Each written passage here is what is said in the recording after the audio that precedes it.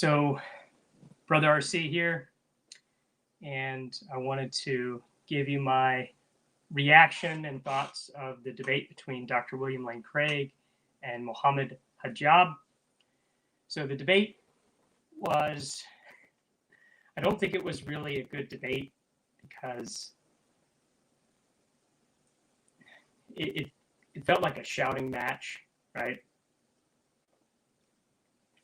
So Mohammed Hijab,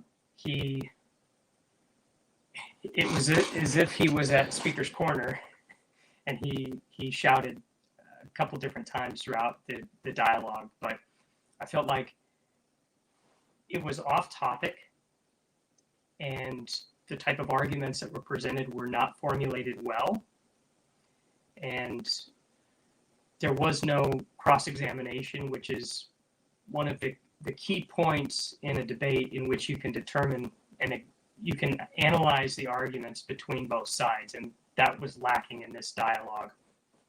So I refrained from really calling it debate. It was more of a dialogue, but it was advertised as a debate. So I'll discuss it as a debate. So some of the main arguments. So Dr. William Lane Craig, he has familiarity with certain Islamic views. He debated Shabir Ali in the past. And he's, Dr. Craig has a reputation of engaging and formulating his arguments and being not only cordial, but timing everything. This was an informal debate, even though there was a structure. And like I said, the structure in this debate was, in my opinion, not well structured. There was no cross-examination, and it seemed that it was just constrained. The time was constrained, and that might be simply due to Dr. Craig's schedule or Mohammed Hijab's schedule.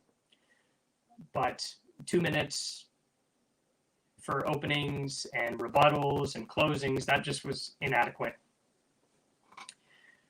Now, what was interesting in this debate was Dr. Craig engaged someone that, as far as I know, Mohammed Hijab does not have a PhD. So that was interesting. He didn't engage someone that has the credentials like Shabir Ali and others. I think that they are actual scholars, whereas Mohammed Hijab is he's a dawah, he does dawah at Speaker's Corner and other areas, and I think he has a organization called Sapience, I think. So all that aside, let's analyze some of the things that was discussed. So Mohammed Hijab, he argued against Dr. William Lane Craig's view. He attacked Dr. Craig's social Trinitarianism, and Dr. Craig emphasized the requirement to compare and contrast both of their views. Mohammed Hijab's view of Tawheed versus Dr. William Lane Craig's view of the Trinity. And we didn't see that compare and contrast. And that's because Mohammed Hijab, he thought that it wasn't relevant when it is. It's super relevant to the discussion.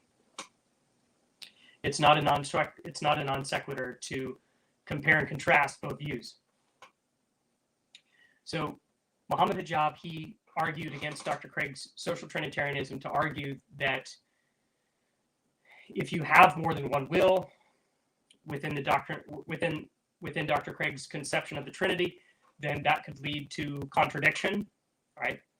In terms of willing, that there could be inconsistency within God, which is impossible, and therefore Dr. Craig's conception of the Trinity seems incoherent. That seems to be the main thrust of the argument that Dr. Craig had to interact with. And Mohammed Hijab, he used Scott Williams' paper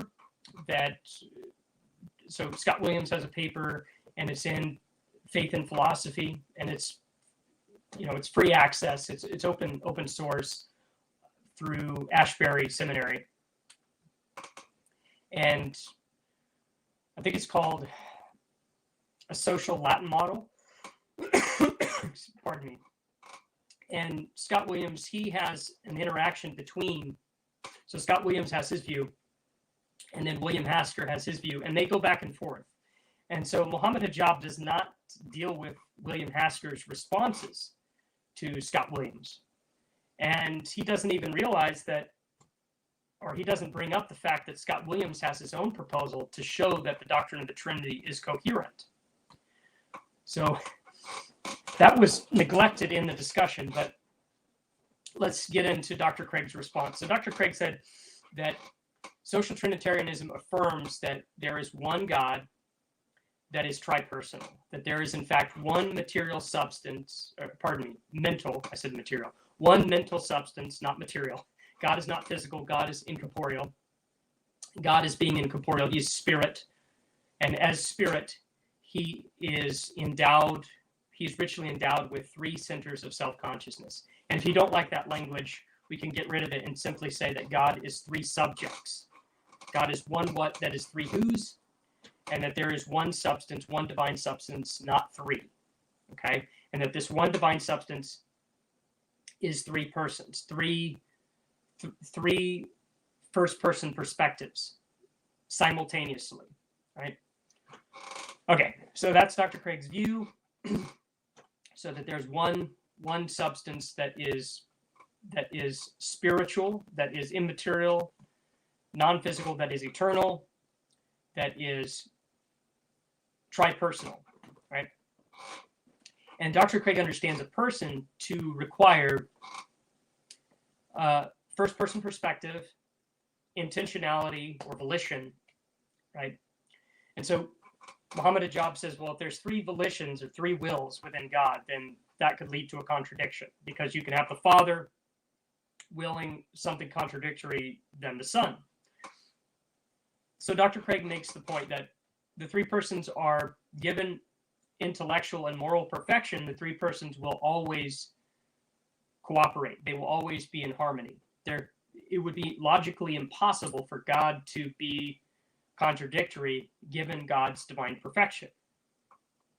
And then Mohammed Hijab focused on the will of God, and he said, okay, well, if God is free, if God is truly free, then it would seem that the three persons would be able to will that which is contrary to each other. Now, the problem with that is it assumes a specific view of freedom, right? And so Dr. Craig didn't get to articulate. I know that Dr. Craig is a libertarian, and he affirms some sort of sourcehood libertarianism.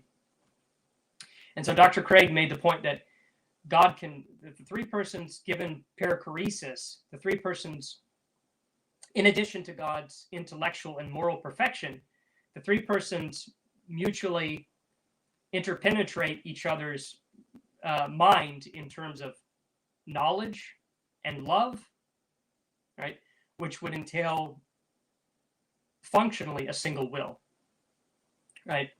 And I think that line of argument is persuasive. It's very difficult to see how it would entail a contradiction. But Dr. Craig could simply say that there is in fact only one will, and take up a similar view as Scott Williams, and that would not entail a rejection of social Trinitarianism, as Dr. Craig, his model, constructs the Trinity. But Dr. Craig could affirm compatibilism, and Dr. Craig could say that the three persons, they hypothetically and necessarily will X or Y, and he can affirm a compatibilist understanding of the divine will. And given the criteria or the necessary and sufficient conditions that Dr. Craig understands the Trinity to entail or require,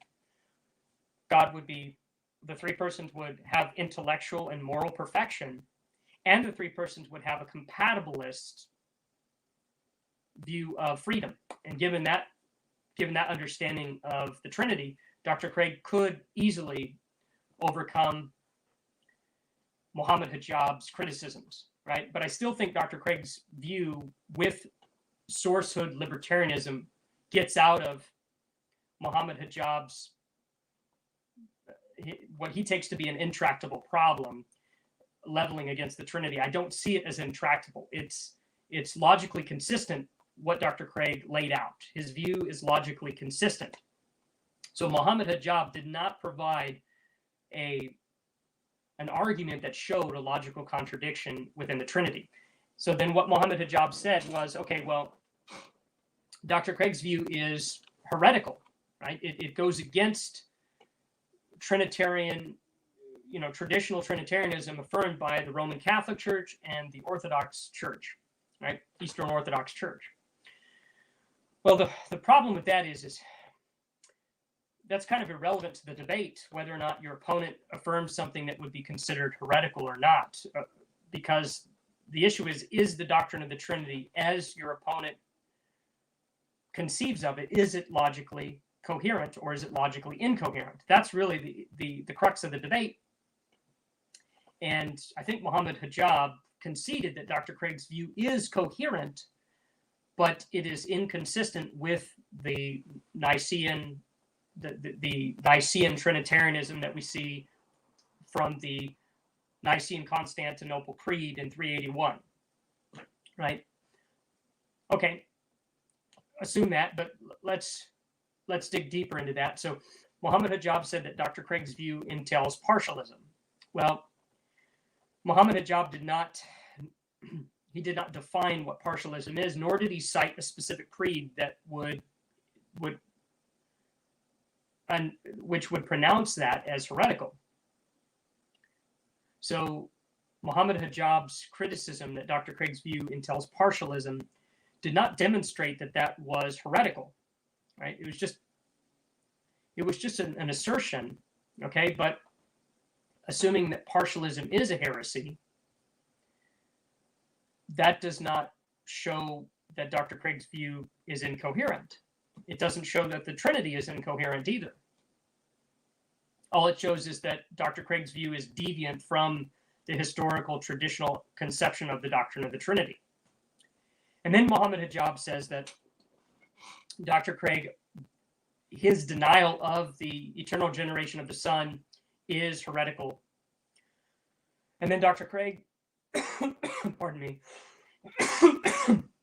Dr. William Lane Craig cited church fathers that presumably did not have a strong doctrine of the eternal generation of the Son. And so that was dismissed by Mohammed Hijab.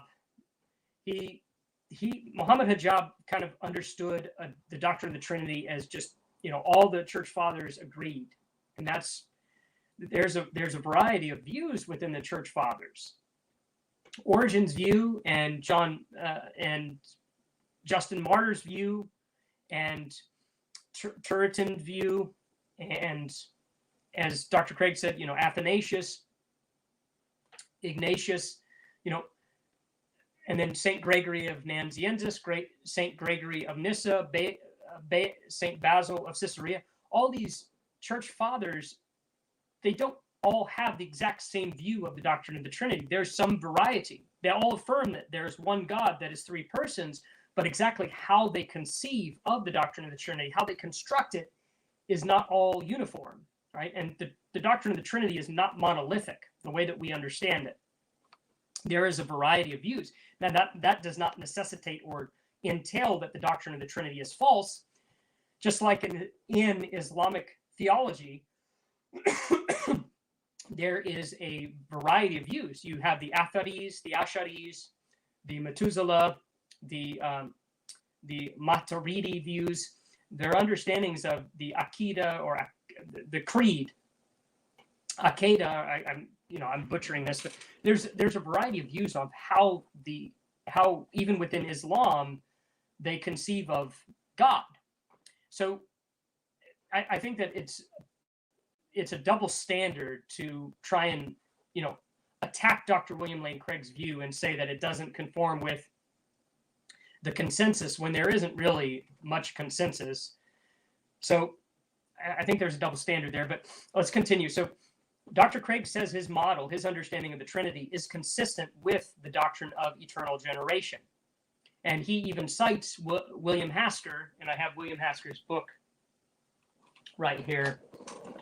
William Hasker's view is consistent with the eternal generation of the Son.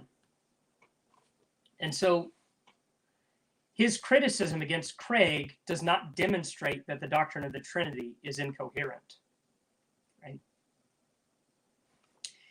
And in fact, Dr. Craig's view, it's very minimal. He's focused on the biblical data and to, have additional conditions or additional desideria of what makes up the doctrine of the Trinity. What are the propositions that construct through systematic theology the doctrine of the Trinity? That can vary between theologians or philosophers. Dr. Craig is simply saying that given his view, this minimal conception of the doctrine of the Trinity, it is logically consistent. It's logically coherent. And Mohammed Hijab, he wasn't able to show the minimal understanding of Dr. Craig's view was logically incoherent.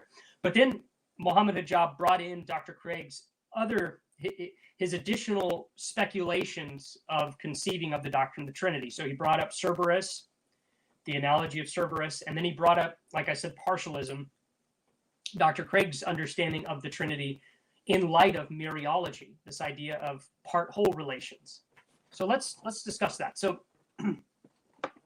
So Dr. Craig's view, it's outlined in his book. It is entitled Philosophical Foundations for a Christian Worldview. So in that work, Dr. Craig, he speculates that we might conceive of the doctrine of the Trinity as a part-whole relation, right? And he uses this to show that the doctrine of the Trinity is coherent, right? He's offering a proposed model. He's not saying that this is the gospel truth. He's saying that here is one possible conception of the doctrine of the Trinity that is coherent. And so he says that the three divine persons, we can conceive of them as parts, and that the three parts, or I guess we could say the three main parts, they compose the Trinity. So the individuals compose the collective, the whole, right? So the individuals or the members compose the whole Trinity.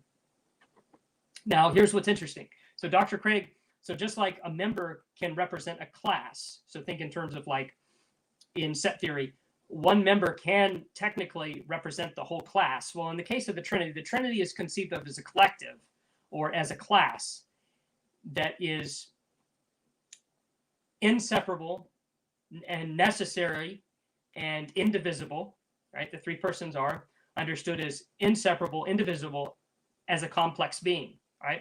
And so this complex being can be represented by each part. So the Father can represent the whole, the Son can represent the whole, and the Holy Spirit can represent the whole. But each person is not the whole Trinity, right? The Father is not the Trinity. The Son is not the Trinity. The Holy Spirit is not the Trinity. The three persons each comprise or make up the Trinity. Okay, now immediately you can see Mohammed Hijab's objection is, well, then each person is not wholly and entirely God. If God, by definition, is the Trinity, and each person is by definition not the Trinity, well, then each person is not God. And Dr. Craig makes the point that there are two ways to be divine. There is one way of being divine in terms of being a part. And then there's another way in being the whole, right? And so Dr. Craig argues that there's two ways to be divine. Now, what's interesting is Dr. Craig makes the point that for the Aseity and for those that affirm the Aseity and the Ashari and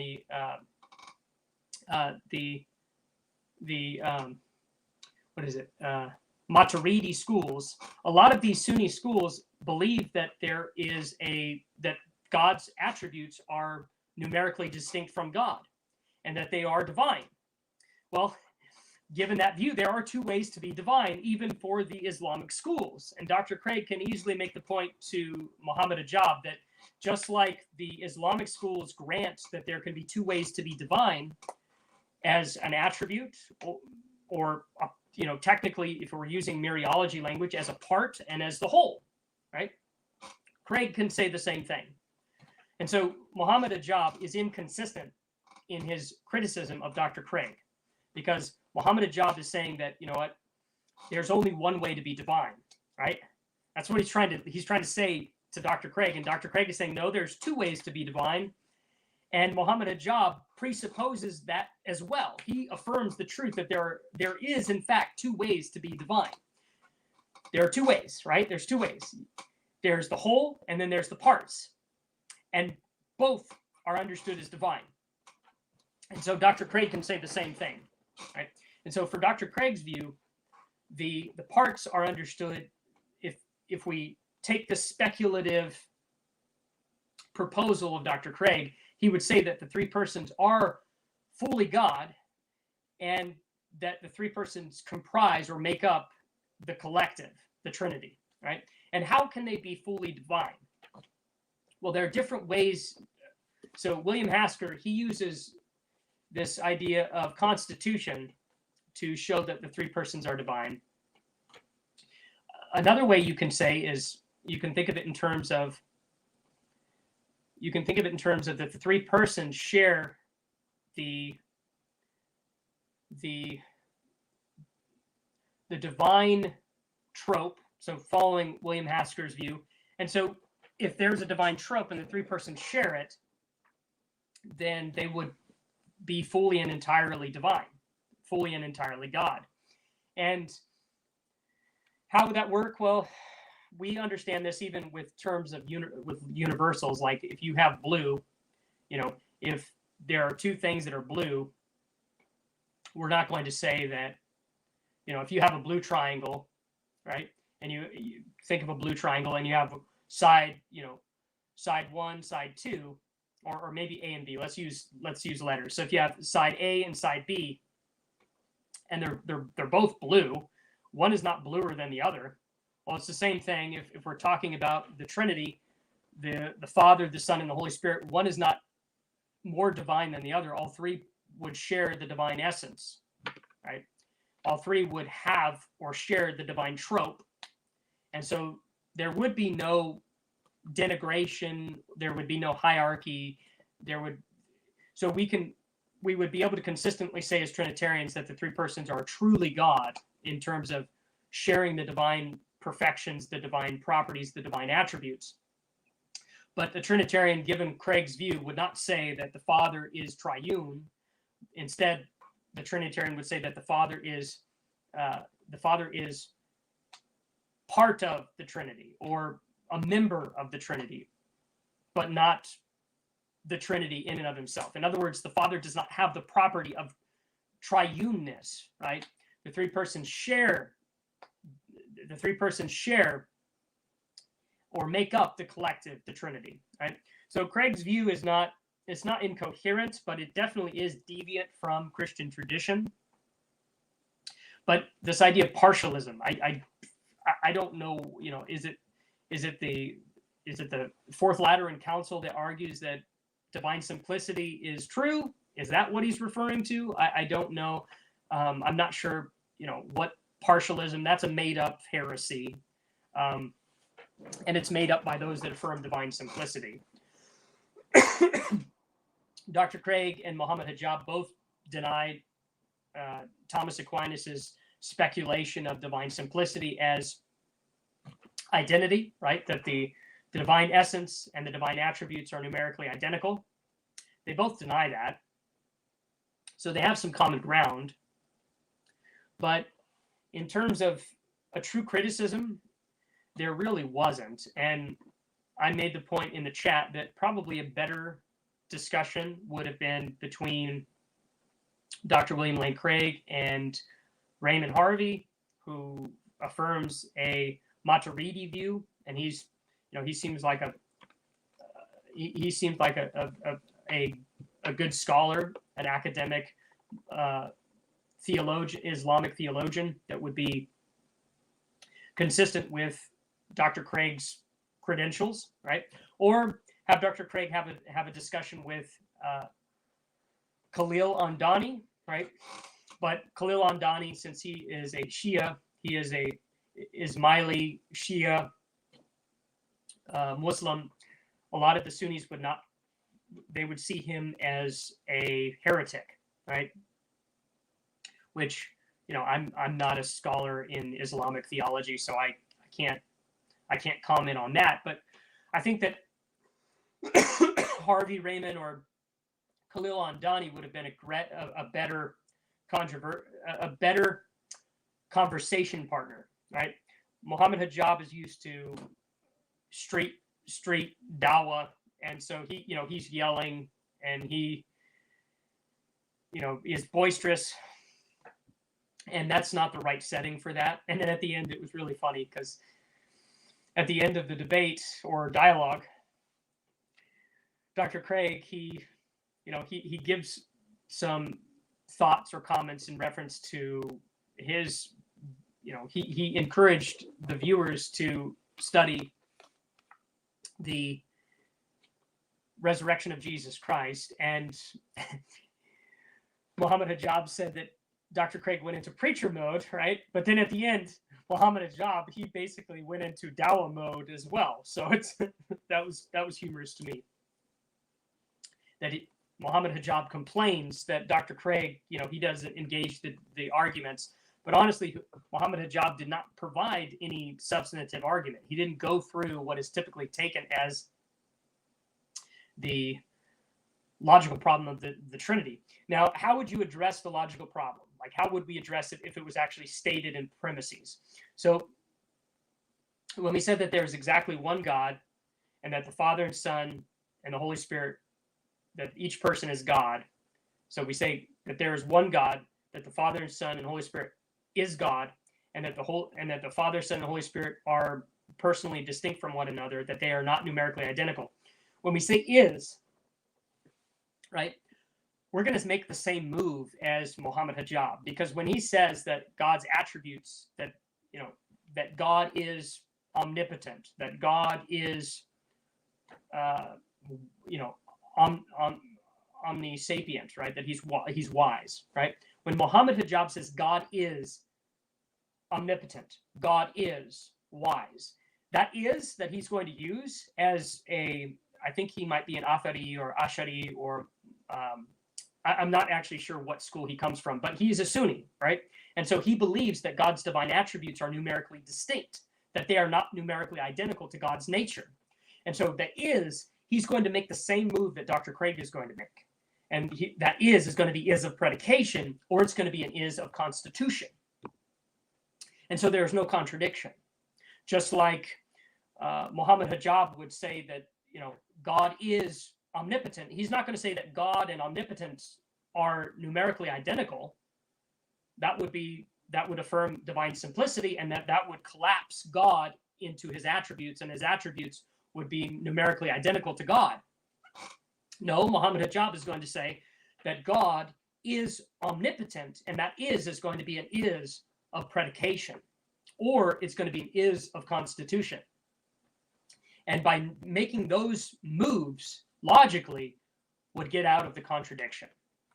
Okay, so Mohammed Hijab, he conceded that Dr. Craig, in terms of the Leibniz's laws of the indiscernibility of identicals, Dr. Craig is able to get out of the contradiction given his conception of the doctrine of the Trinity. So the only argument that was substantive that Mohammed Hijab could make is that Dr. Craig's view is deviant from Christian tradition.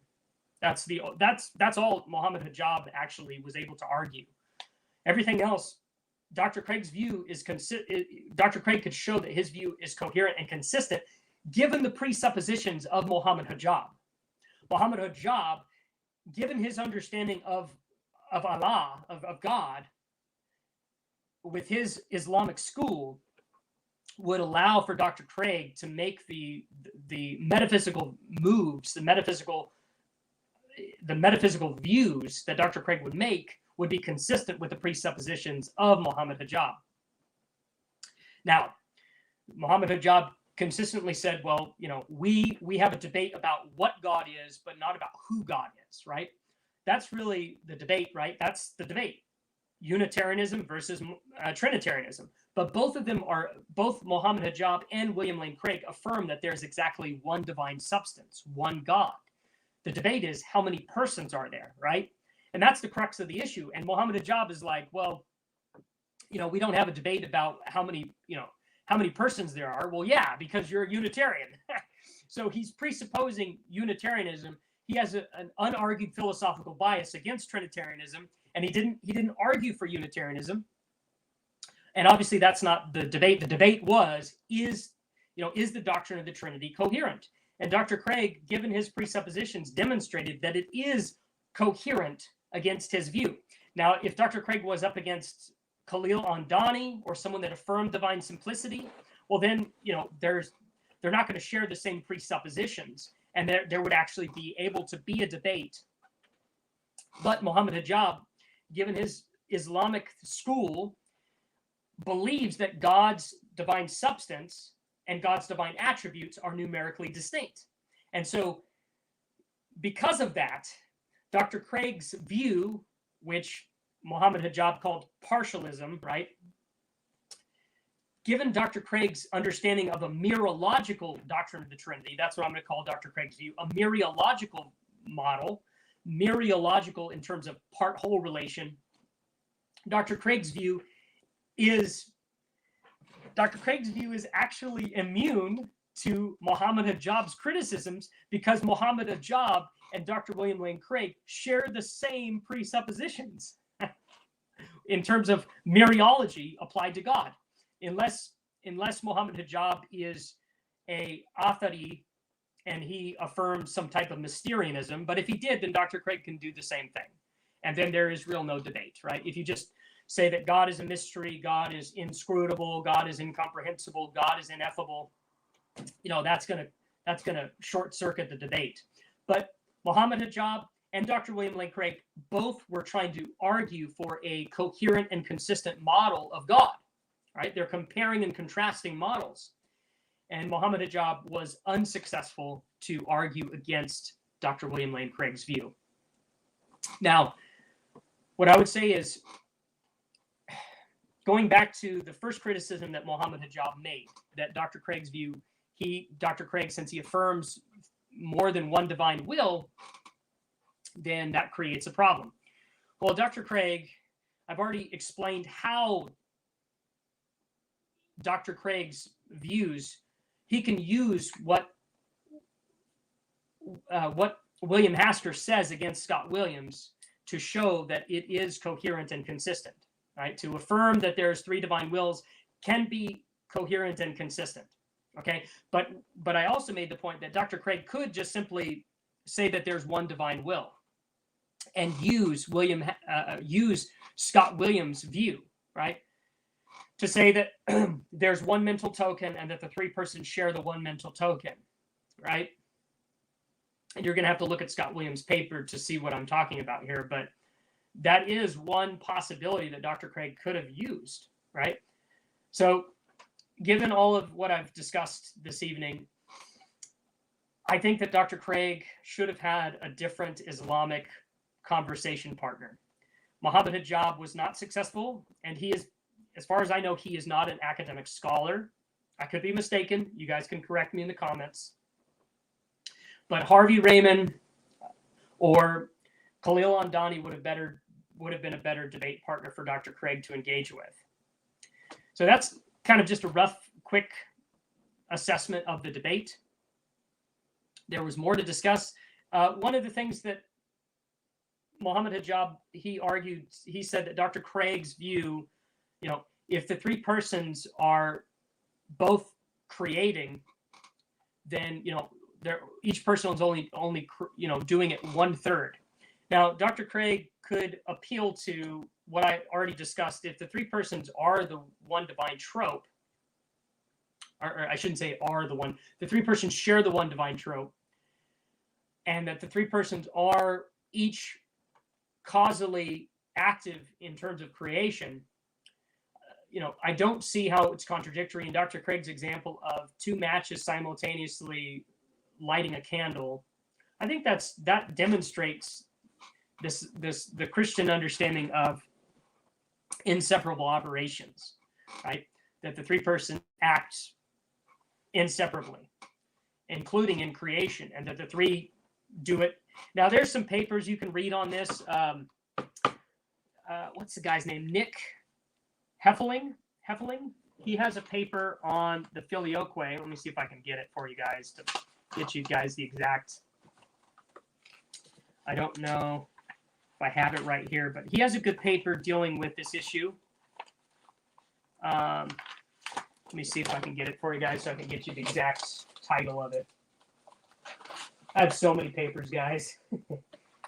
Too many. Too much scholarly stuff to look at, right? Let's see. If I can find it. And I did want to plug the Four Views book that's going to come out soon by Cascade Press. Dr. William Lane Craig is one of the respondents. William Hasker is one of the respondents. Bo Branson is a respondent, and Del Tuggy is a respondent. So I highly recommend that book. It's going to be coming out soon. Chad McIntosh is the editor, and he recently announced that he's getting the edits into Cascade, the publisher. I had the privilege of reading William Hasker's contribution to the Four Views book. It's excellent. I highly recommend the book. Buy it, get it. Okay, I can't seem to find the paper that I'm thinking of, but I think his name is Nick Effingham. I think his name's Effingham. So it's Effiham. Nick, Nikki, I think, or Nikk. Effingham. He has a paper on the filioque, and he deals with this idea of inseparable operations that Dr. Craig cited. And I think it is a coherent view that you can have two causes that produce one effect, and that each cause does not have to be one, a partial cause, right? Okay, so I think Mohammed Hijab's criticisms failed, and I think that there are better critiques of Trinitarianism than Mohammed Hijab. I would look at Scott Williams and William Hasker's back and forth, and then obviously look at, if you want to see someone that tries to argue against the Trinity, I think he fails, but I think he brings to the table some things that Trinitarians need to evaluate and need to address, and that is going to be Del Tuggy, right? Del Tuggy, he is a biblical Unitarian, and I use that in quotes because, obviously I don't think that denying the Trinity is biblical, but Del Tuggy is a biblical Unitarian, and he brings forth some strong arguments against the Trinity that us Trinitarians have to deal with, right? We have to provide responses. Mohammed Hijab did not bring forth cogent arguments. So that's kind of my analysis. Let me know in the comments what you think. I pray that this was interesting or entertaining and enlightening, right?